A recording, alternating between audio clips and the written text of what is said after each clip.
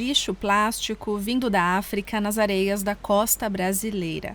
O professor Tommaso de Arizo caminhava pelas praias do Ceará quando começou a ver tampinhas de garrafas cujos símbolos eram desconhecidos dos brasileiros. Essa descoberta foi o pontapé inicial de um estudo inédito de auditoria de marca. Inédito porque pouco se discute sobre a origem dos resíduos plásticos, ou seja, quais são as marcas e empresas responsáveis por essa poluição. O projeto Detetive do Plástico identificou uma pequena parte desse mistério a partir de uma amostra de 1.000 itens e quase 10 quilos. Resíduos derivados de 31 marcas produzidas por empresas de 7 países africanos chegaram às praias brasileiras em 2022. Que tipo de plástico é esse e como chegou às praias brasileiras?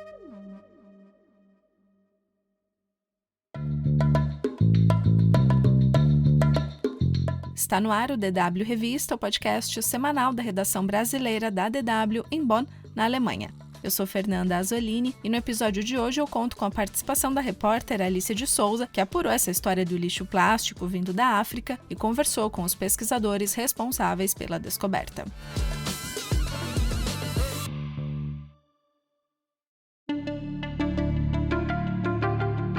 Um estudo recente identificou que a costa do Nordeste brasileiro pode estar sendo invadida por lixo plástico vindo de países africanos.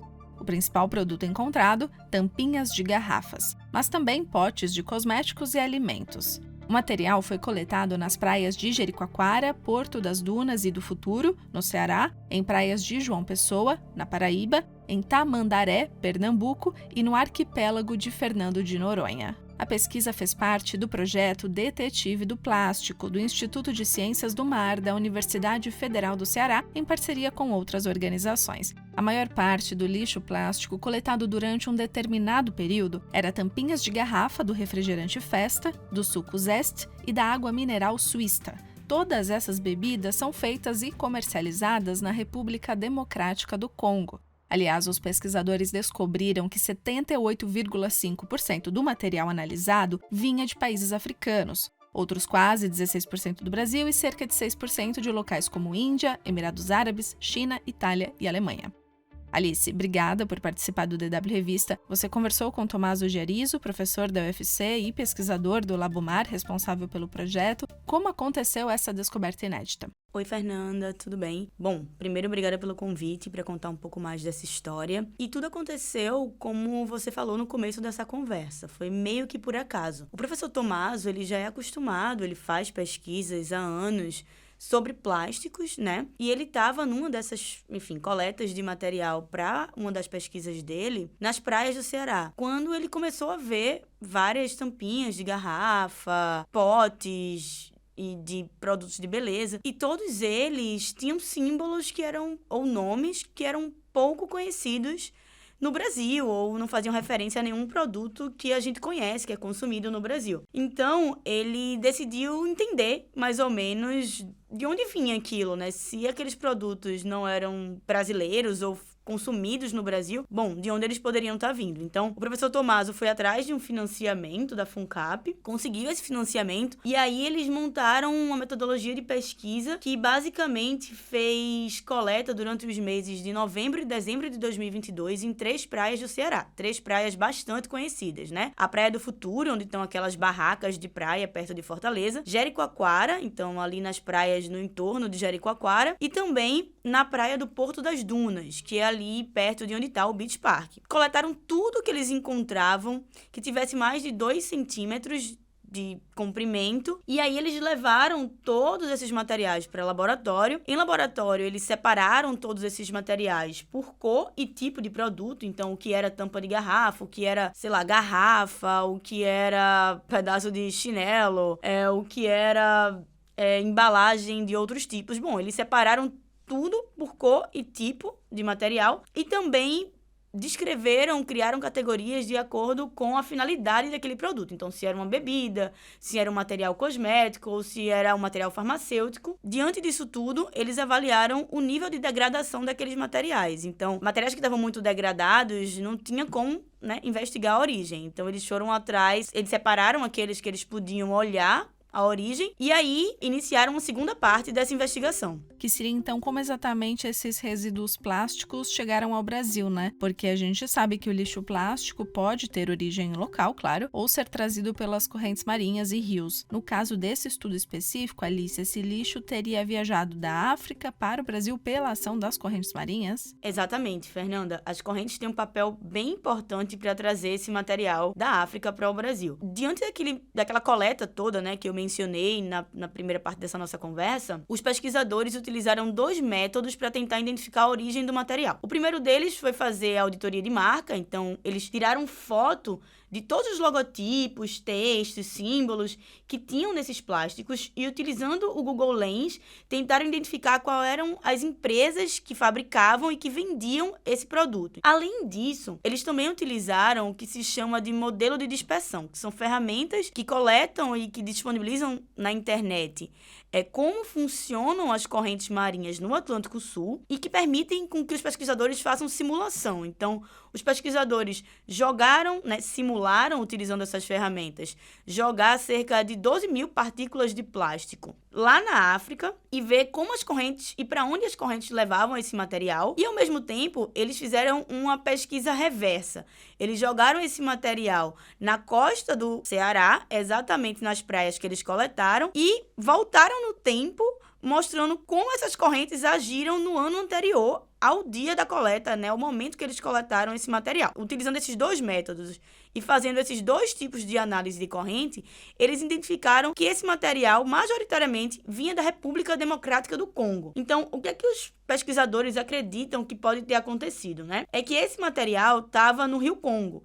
O Rio Congo, ele tem uma bacia que faz parte das 14 bacias hidrográficas do mundo, que juntas recebem mais de 1/4 do lixo global. Só para vocês terem uma ideia, né? A República Democrática do Congo, ela produz todo dia cerca de 48 mil quilos de plástico. E desses plásticos que são produzidos, cerca de 85% deles são mal geridos. Então, não há um processo de coleta adequada, de descarte e de reciclagem adequado. Esses dados são dados que foram divulgados já pela ONU, né? Em 2017, o país proibiu a importação e produção, uso e venda de algumas embalagens plásticas, mas essa norma, ela não contemplou os principais produtos consumidos por lá. Boa parte desses principais produtos consumidos por lá são justamente esses que foram encontrados nas praias do Ceará e que depois os pesquisadores continuaram investigando e também encontraram no Rio Grande do Norte, Alagoas, até no Pará e em Fernando de Noronha. E aí os pesquisadores acreditam, né, que o material ele pode ter se deslocado pelo rio e como o rio deságua no oceano, aí então eles foram parar no oceano e as correntes trouxeram para o Brasil. Basta lembrar, né, que naquele período de tempo ali, pouco antes, havia chegado também vários fardos de borracha.